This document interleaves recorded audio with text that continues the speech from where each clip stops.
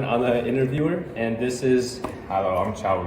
Tell them where you're from, Chau. Yeah, I was born in Ho Chi Minh City in Vietnam, and I came over to the U.S. at the age of 7. So that was when you were elementary school, right? Yeah, first grade. First grade. Yeah, okay. Tell me like your experience from like moving from Vietnam to America. How was it like for you? On the flight here was pretty long. It was about like around 20 hours we had to go. So I went from Ho Chi Minh City. We took an airplane to Japan. I think that was around like 4 hours, and then we took another like 16-hour flight all the way from Japan all the way to the O'Hare International Airport. My first experience when we landed down, it was quite cold, as Vietnam is a tropical country.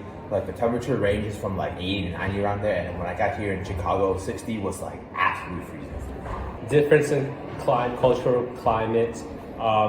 What can you tell me about the differences in school in Vietnam and here in America? Back in Vietnam, there used to be like the school day is longer. We got out of school at around 4, and during the class, it's the similar classes or similar structure. There's still like a teacher in front with desks in the back, but I feel like there's like 2-3 main differences. Is that we had recess, like the whole school would have recess, and that would be twice a day. Each would be around 30 minutes each.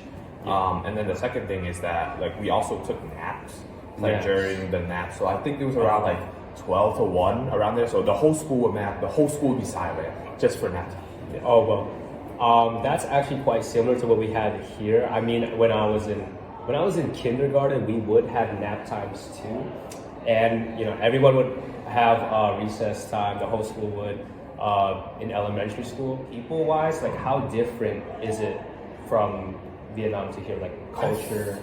I feel like there's more community back in Vietnam, as people were more like, there's more groups and people knew each other more. But coming over to America, there's just like the community, like maybe it was just because I was an immigrant, but I felt like there was a little less community. People had their own, like there's more independence among the children.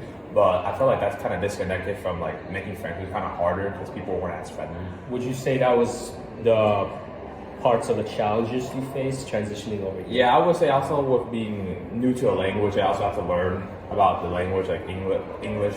And because I was primarily speaking Vietnamese at home, so I had to learn English to communicate with my teachers and friends at school. What are some like valuable tips you can give to someone who, you know, is not from America but plans to live here?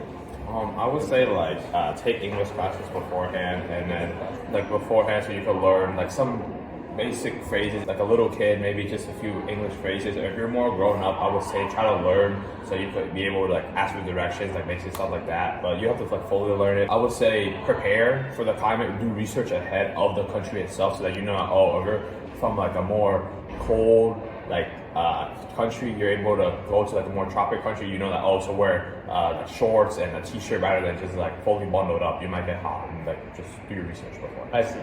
I should have asked you this sooner, but you know, there's a lot of reasons why people would move to America. You know, better living, job opportunities.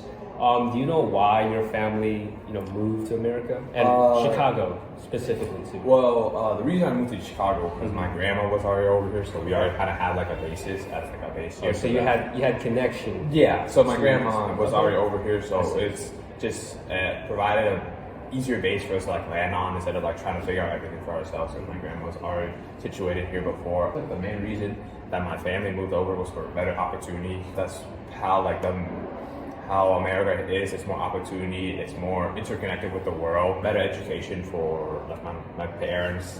Just felt like it would be a better education here. What do you think about the political state of our world right now? I feel like it's a bit shaky right now with the recently imposed tariffs with China and Mexico with the US and like the rising prices. I feel like this is going to put more stress on consumers as their stores and companies will push that extra cost to import goods onto the consumer and not take part of it for themselves. There's going to be more difficulties in finding essentials for people. Do you think that diversity is important for our country and school and community? I feel like it is because many people that come from different cultural backgrounds or ethnic backgrounds, they're able to bring their own community, their own beliefs and other like experiences into, because if I had never come to the U.S. I would never experience other like, oh, how is the U.S. structured, or how other countries learn about their beliefs and stuff like that. Like it'd be just